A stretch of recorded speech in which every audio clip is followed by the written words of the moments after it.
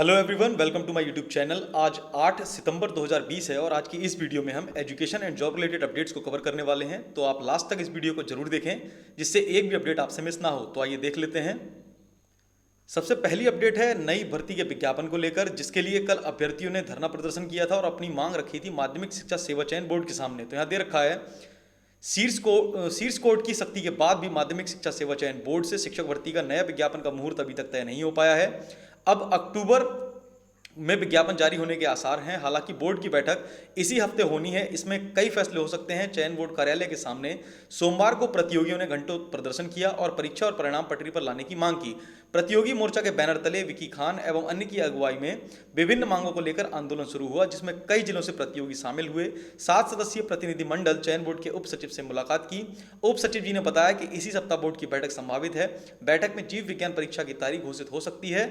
नए विज्ञापन में जीव विज्ञान को शामिल करने पर बैठक में चर्चा हो सकती है। संकेत हैं कि विज्ञान भाग 1 विज्ञान भाग 2 के रूप में विज्ञापन लाया जाएगा। वहीं भौतिक विज्ञान व रसायन विज्ञान, जीव विज्ञान व वनस्पति विज्ञान में पदों को बांटा जा सकता है। जीव विज्ञान 2011 का रिजल्ट जल्द घोषित हो सकता है। उप सचिव ने कहा कि कला के जिन अभ्यर्थियों को समस्या आ रही है वे लोग स्नातक व प्राविधिक कला की मार्कशीट की पीडीएफ बनाकर स्नातक की जगह पीडीएफ को सबमिट कर दें तो मान्य हो जाएगी। शारीरिक शिक्षा का रिवाइज रिजल्ट बनकर तैयार है, 11 सितंबर तक आ सकता है। प्रतिनिधिमंडल ने कहा कि अगर रिजल्ट नहीं आता है तो 11 तारीख के बाद क्रमिक अनशन शुरू किया जाएगा। तो जैसा कि आप देख सकते हैं, ये 2011 की भर्ती अभी तक लंबित है जीव विज्ञान की, और इसमें अभी भी संभावित तिथि बताई गई है कि इस महीने के अंत तक आ सकती है। तो आप देख सकते हैं उत्तर प्रदेश में भर्तियों की क्या स्थिति है। अभ्यर्थी जैसे तैसे करके परीक्षाओं के आयोजन कराने के लिए धरना देते हैं, क्योंकि जो संस्थान है, आयोग हैं, वे परीक्षाएं तक ठीक से आयोजित नहीं कराते हैं।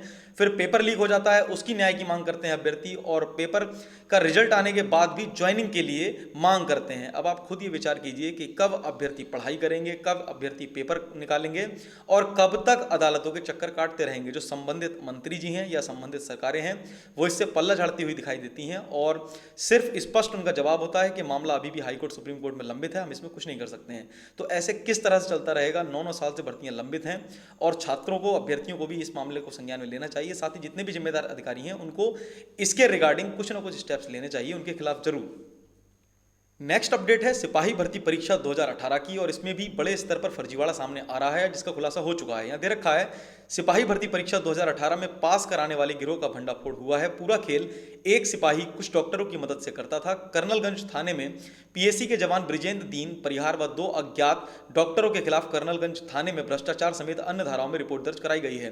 पुलिस ब्रजेंद्र को हिरासत में लेकर पूछताछ कर रही है। पुलिस के मुताबिक सिपाही भर्ती की लिखित परीक्षा में पास हुए अभ्यर्थियों का पुलिस लाइन में मेडिकल टेस्ट हो रहा है। सोमवार को शांतिपुरम निवासी अभ्यर्थी राघवेंद्र त्रिपाठी का भी मेडिकल परीक्षण हुआ, लेकिन वह फ्लैट फीट होने पर फेल हो गया। राघवेंद्र का आरोप है कि 42 बटालियन पीएसी में तैनात पीटीआई सिपाही ब्रजेंद्र ने डॉक्टरों की मदद से मेडिकल टेस्ट में पास कराने की बात कही। इसके बाद पेटीएम के जरिए 2 बार में 40,000 रुपए ले लिए। शाम को जब मेडिकल टेस्ट का रिजल्ट आया तो राघवेंद्र का नाम नहीं था, वह फेल हो गया था। पास कराने के नाम पर उससे पैसा भी ले लिया गया, लेकिन काम नहीं हुआ। इससे परेशान होकर पीड़ित ने पुलिस भर्ती बोर्ड में शिकायत की। फिर भर्ती बोर्ड के दरोगा ब्रजेश बहादुर सिंह ने कर्नलगंज थाने में लिखित शिकायत दी, जिसके आधार पर मुकदमा लिखा गया। पुलिस मामले की एक रिपोर्ट पीएसी के कमांडेंट को भेज रही है ताकि उस पर विभागीय कार्रवाई हो सके। इंस्पेक्टर कर्नलगंज अवन दीक्षित का कहना है कि आरोपित सिपाही से पूछताछ चल रही है कि उसने और कितने अभ्यर्थियों से पैसा लिया है, फर्जीवाड़े में कौन कौन डॉक्टर और उसका साथ देते थे। विवेचना में जिनका नाम प्रकाश में आएगा उनके विरुद्ध कार्रवाई की जाएगी। तो ये स्थिति है भर्तियों की।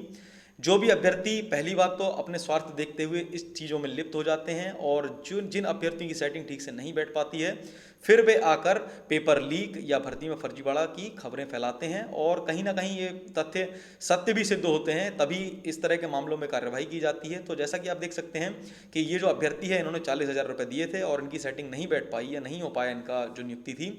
इसी कारण ये अब चीख चीख कर बता रहे हैं कि इस टाइप की हमारे साथ दिक्कतें हुई थी। सेम यही मामला देखने को मिला था 69,000 सहायक अध्यापक शिक्षक भर्ती तथा 68,500 सहायक अध्यापक शिक्षक भर्तियों में।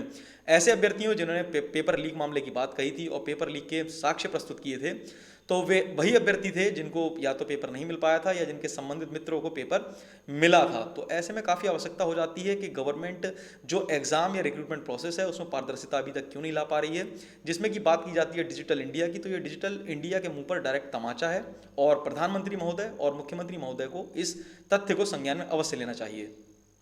नेक्स्ट अपडेट है इलाहाबाद विश्वविद्यालय से। मैंने कल ही आपको बता दिया था कि इसका विस्तृत कार्यक्रम जारी होने वाला है प्रवेश परीक्षाओं का, तो फाइनली आउट हो चुका है। तो यहाँ दे रखा है इलाहाबाद विश्वविद्यालय एवं इसके संगठक कॉलेजों में यूजी पीजी विधि और अन्य पाठ्यक्रमों में एडमिशन के लिए होने वाली प्रवेश परीक्षाओं का कार्यक्रम सोमवार को घोषित कर दिया गया है।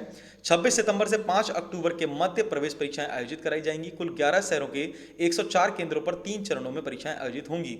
58 ऑफलाइन और 46 ऑनलाइन केंद्रों पर प्रवेश परीक्षा होगी। प्रयागराज में 53 केंद्र बनाए गए हैं।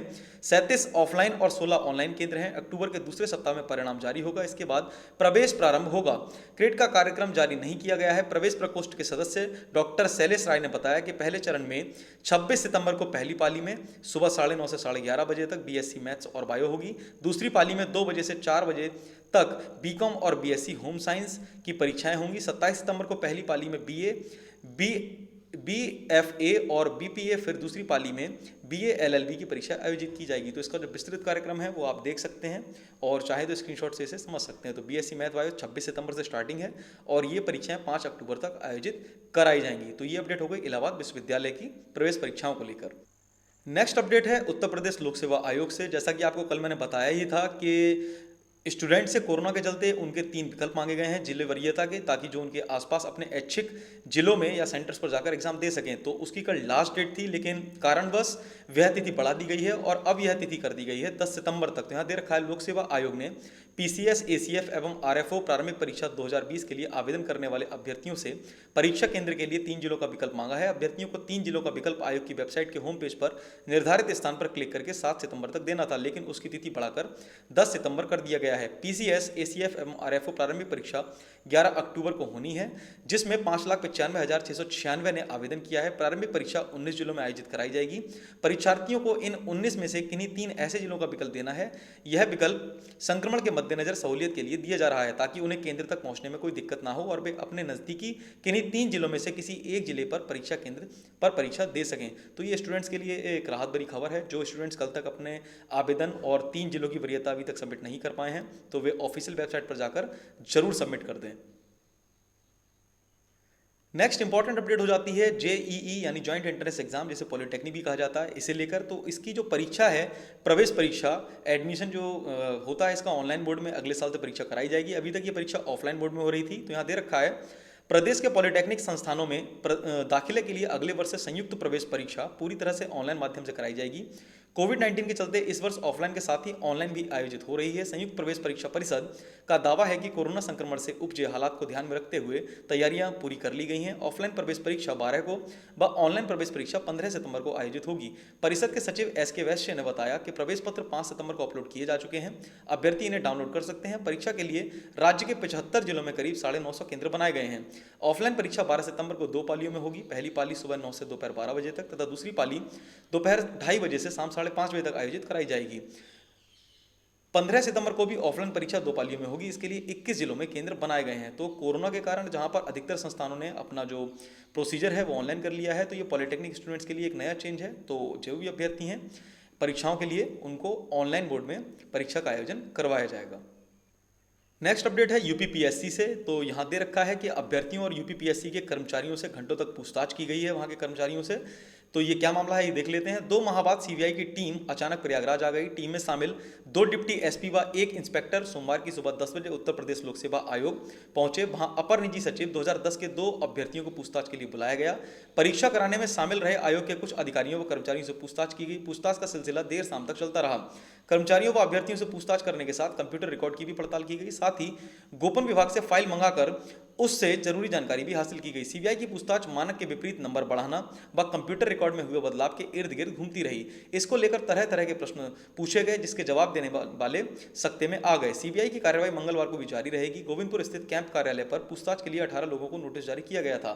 इसमें आयोग ने के कुछ कर्मचारियों के अलावा एपीएस 2010 के अभ्यर्थी शामिल हैं। और ये जो मांग है ये जून में दर्ज कराई गई थी। सीबीआई ने 16 जून को यूपीपीएससी की 4 परीक्षा में हुई गड़बड़ी पर पीई यानी प्राइमरी इंक्वायरी दर्ज की थी। उत्तर प्रदेश न्यायिक सिविल सेवा 2013, आरओ 2013, सम्मिलित राज्य अवर अधीनस्थ सेवा सामान्य चयन 2013 व एक सीधी भर्ती को लेकर पीई दर्ज की गई थी। जबकि पीसीएस 2015 में हुई अनियमितता पर एफआईआर दर्ज कराई जा चुकी है। अपर निजी सचिव 2010 परीक्षा में अनियमितता मिलने पर पीई दर्ज करने की जांच चल रही है। पहले यह परीक्षा सीबीआई के जांच के दायरे में नहीं थी, लेकिन अन्य परीक्षाओं की जांच के दौरान सीबीआई को अपर निजी सचिव 2010 में भी अनियमितता मिली थी। शासन की अनुमति से इनकी जांच की जा रही है। तो ये मामला जो था भर्तियों के फर्जीवाड़े को लेकर था, जिसमें सीबीआई ने संज्ञान लेते हुए पीई दाखिल कराई गई थी। और स्थिति बार बार मैं एक बात कहता हूं कि उत्तर प्रदेश में विशेषकर बहुत दयनीय स्थिति होती जा रही है। बेरोजगारी अपने चरम पर है। जिस प्रकार कोरोना दिन प्रतिदिन बढ़ता जा रहा है, बेरोजगारी और बेरोजगारों का मानसिक शोषण भी चरम पर पहुंच रहा है।